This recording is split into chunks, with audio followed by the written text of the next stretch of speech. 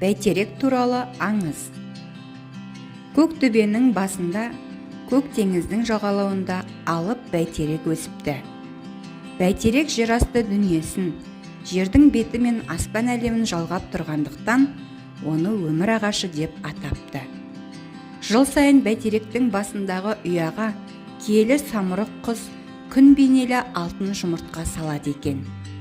Бірақ жыл сайын ағаш түбін мекендейтін айдаһар сол жұмыртқаны жеп қоя беріпті. Бірде бәйтеректің басына өрмелеп бара жатқан айдаһарды көрген батыр онымен алыса кетеді. Ұзақ айқаста батыр айдаһарды өлтіріп, самұрық құстың алтын жұмыртқасын аман алып қалады.